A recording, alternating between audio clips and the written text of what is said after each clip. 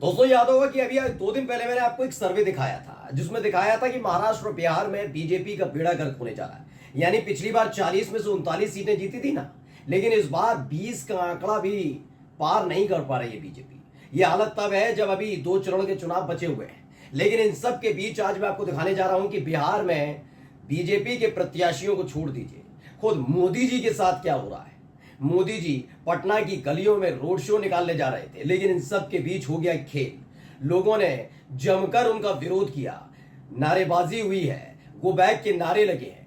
ये हालत बिहार के अंदर हुई है। तो वहीं एक और नेताजी हैं जिनका तो बीजेपी के कार्यकर्ताओं ने ही जबरदस्त विरोध कर दिया है। नाम है रविशंकर प्रसाद। जी हाँ, बिहार के पटना साहिब से वो बीजेपी के प्रत्याशी हैं और ऐसे में बीजेपी के कार्यकर्ताओं ने ही उनका विरोध किया। तो वहीं दूसरी तरफ मोदी के एक कार्यक्रम में जबरदस्त हंगामा हुआ। नमस्कार, मैं हूं प्रज्वल गौतम और आप देख रहे हैं टाइम्स एक्सप्रेस।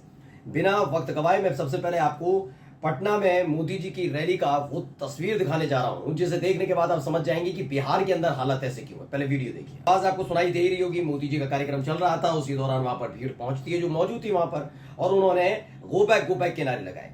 आलोक चिकुकू हैं, उन्होंने एक ट्वीट किया और दावा किया है कि मोदी चोर है, Modi go back, Modi shame on you, Modi हटाओ देश बचाओ।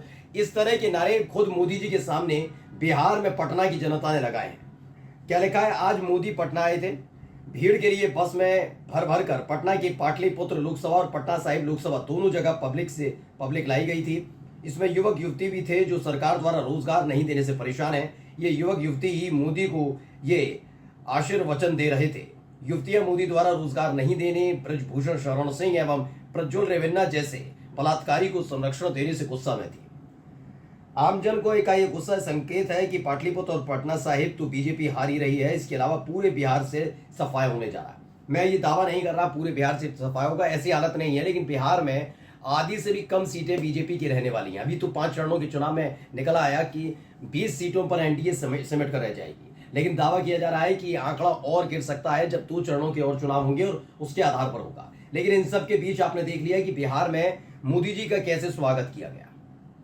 गो बैक के नारे लगे, मुर्दाबाद के नारे लग गए, देश हटाओ, मोदी हटाओ देश बचाओ, शेम ऑन यू, इस तरह की नारेबाजी हुई। एक तरफ बीजेपी के तमाम नेता इस बात का दावा कर रहे हैं कि अभी भी देश में मोदी जी की आंधी चल रही है, दूसरी तरफ मोदी का इतना जबरदस्त विरोध हुआ। यानी जो रैली पूरा इंतजाम किया गया था कि भाई बीजेपी की सरकार चल रही है जेडीयू के समर्थन से बिहार के अंदर, ऐसी उम्मीद के साथ थी कि कम से कम वहां पर परसेप्शन चेंज होगा और बिहार में बीजेपी जबरदस्त परफॉर्म करेगी। एक बार फिर से जैसे 2019 में किया था, उस वक्त तो 39 थी, इस बार 40 की 40 सीटें जीतने का दावा किया जा रहा है। लेकिन 40 सीटें जब तक जीती जाएंगी जब कम से कम आपके सर्वोच्च नेता को बख्शा जाएगा।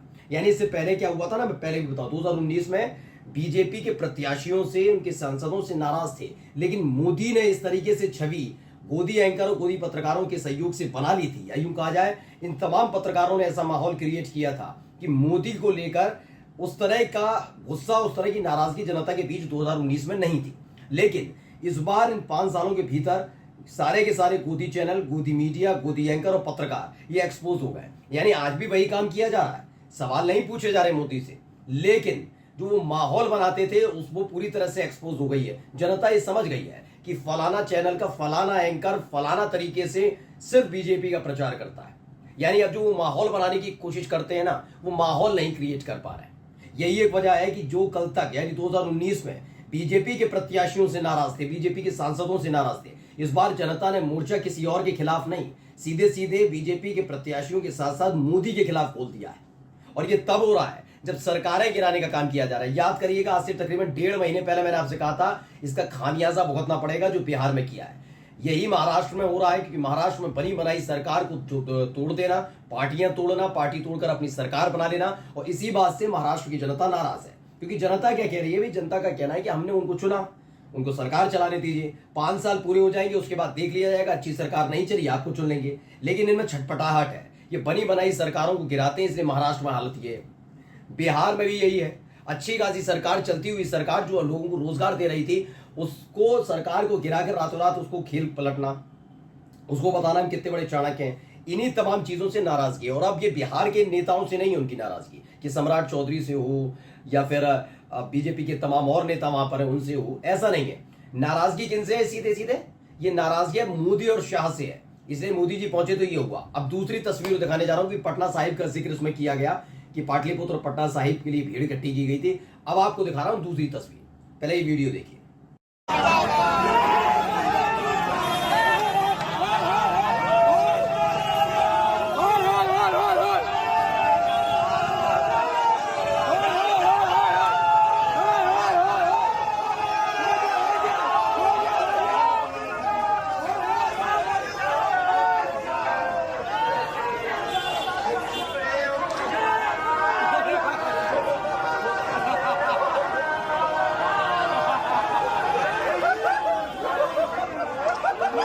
तो देखिए, बीजेपी का झंडा हाथ में है, काला झंडा भी हाथ में है और बीजेपी के कार्यकर्ता ही हैं, ये दावा किया जा रहा है।